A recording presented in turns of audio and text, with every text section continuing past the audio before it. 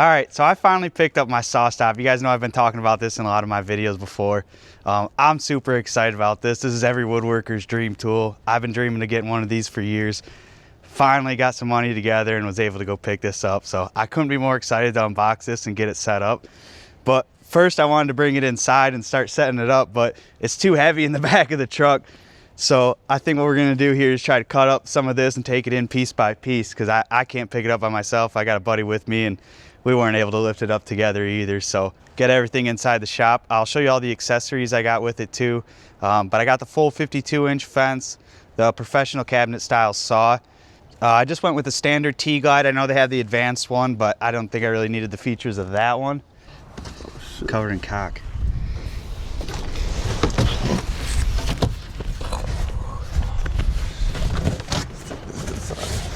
All right, so first opening this up, we have a lot of shit. They're not gonna fall off, right?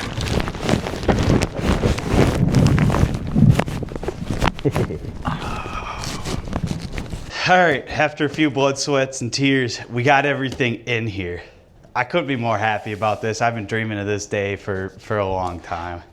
I know I'll remember today for forever. This is one of the best days of my life.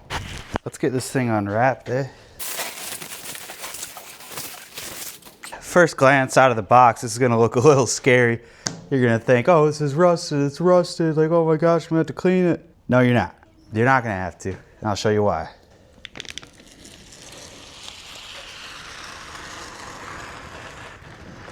So what I'm looking for right now is gonna be the instructions. So far, I have no clue where they put them. I know this is a big hardware kit right here. I don't know where the instructions are at. Ah! Found an owner's manual. I'm in unboxing heaven right now, by the way. I've unboxed a lot of stuff. This is my dream unboxing right here. I could do this 1,000 times over and over. Will I be saying that towards the end? Stick around to find out. But as of right now, I'm completely excited. I mean, I haven't stopped smiling since I left Woodcraft. Standing up your saw. I mean, there's literally pages just on how to stand the thing up. And quite honestly, I wish I would have read that, because we certainly took the hard way getting that thing up. But we got it standing up there. I mean, if you're doing that by yourself, that's going to be tough. I would really have someone help you with this. If you ever get fortunate enough to be able to buy one of these, I would definitely not do it by yourself. So the first thing it wants you to do is wipe off all that excess oil on there with a clean rag. So I'm going to use a semi-clean rag. All right, so right now I'm putting the hand wheel on.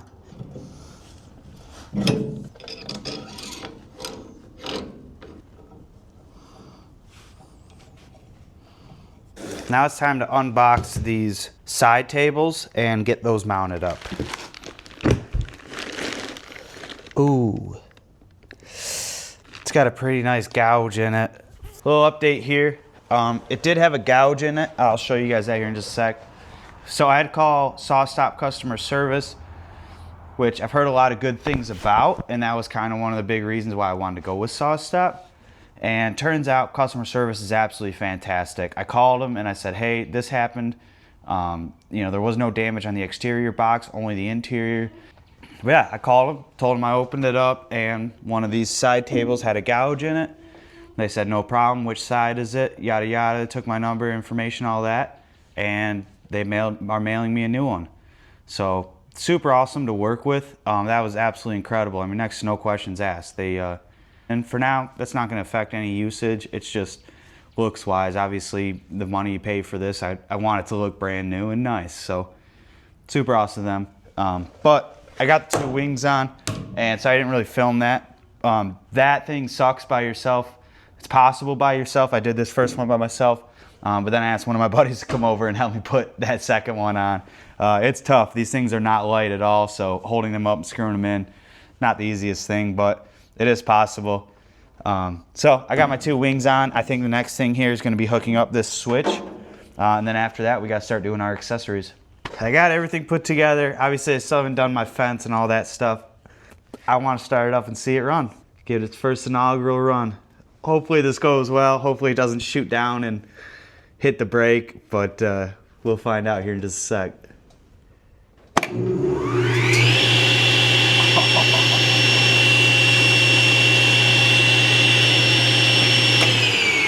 That's the base of the saw set up, put together.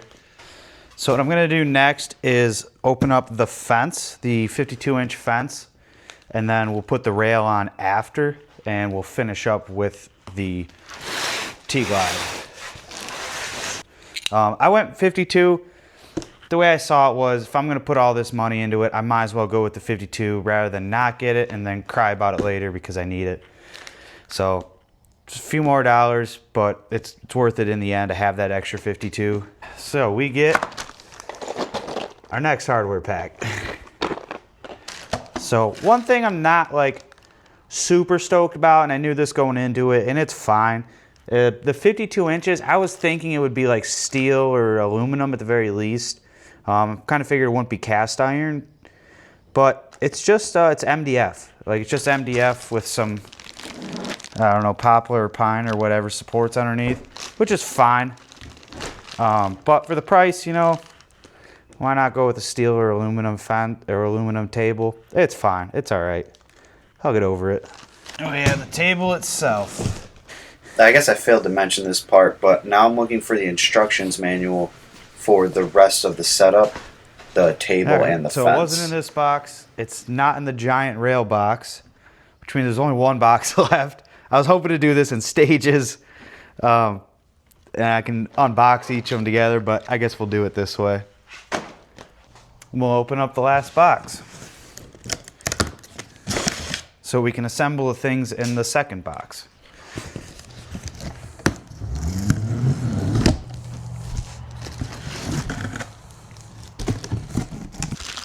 A whole poster of instructions.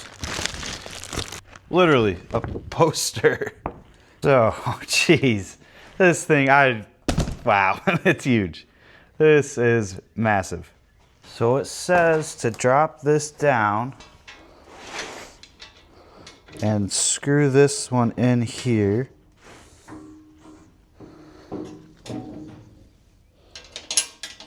All right, as you guys can see, I got this attached. It was actually pretty simple. I think I missed that part filming, so my bad on that. But one of our very last steps here is going to be getting the actual ruler hooked up to the saw.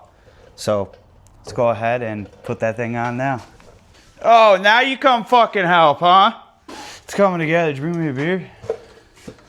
Bro, there's one rule in this fucking shop. There's one individual rule. The only rule. Well, give me the beer, would you? Just gonna stand there with my beer? Yeah. So I've had my SawStop now for about a month and a half, 2 months. And I just gotta say I'm absolutely stoked with this purchase. I mean, this saw is absolutely incredible. It's a workhorse. I cut a lot of wet wood here and there. And I like that it does have an override where you just turn the key on it and start the saw up. And that overrides the stop. So if you get too deep into wet wood, it's not gonna cost you $200, $300 to replace everything. I haven't had it go off once yet. The only thing that I didn't like too much about it is the mobile base. I got the cheaper one that was like $350. They were actually doing a sale where I got it for free with my saw. That thing, if my concrete in my shop's not super even, it's a little bit wavy, nothing crazy that you wouldn't really notice walking around, but it is wavy enough that whenever this thing hits a wave, it drops it and the whole saw falls down, whatever that 2-3 inches is, falls right down. So moving this thing around can be kind of a pain. I have to leave my foot on the lever as I like drag it around just to keep it up. And then the legs over here. These legs, you can kind of see it over the corner how they're angled like that. It only picks the legs up like an inch off the ground, maybe. It's not very high, and so what happens is it was getting caught on the wavy concrete because I'd be pushing it and it would go up and then dip down, coming over a wave, and it digs those legs in the ground and bends those, and they're honestly pretty cheap, flimsy metal. That would be my only complaint, would be the base and the legs. You know, for this being a $4,000 table saw, I would expect the legs to be a little bit more of a stronger metal. You know, maybe another support bar or two in there. It's optional to put on. If you guys have done anything with yours to fix that issue, let me know, because I definitely am open into. But it has been amazing. I've made a few mistakes. I left a piece of wet wood, not soaking wet, but a fence picket that had enough moisture in it. I left it on the metal part overnight, and I came out the next day and moved the piece of wood, just a rust line straight across it. So I ended up having to sand all that down and then redo my carbon method. I went with carbon method for the coating on this. But other than that, no other real complaints. I'm pretty honored to have one of these. I've been dreaming of owning a SawStop for about 5 years now, since I started getting into woodworking. I saw this in a lot of people's videos, and I was like, it's completely amazing. I want one of those so bad. But I couldn't afford it, and my sales weren't high enough to where it would be a logical decision to get one until these last year or two.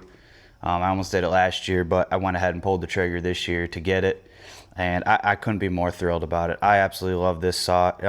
One thing that's pretty surprising too is it's actually super quiet.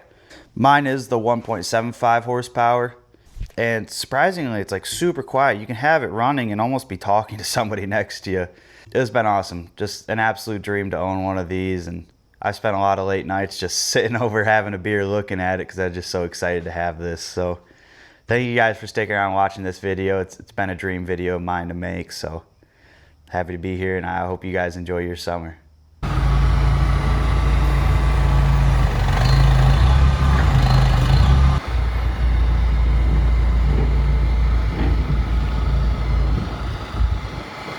You mind if I film?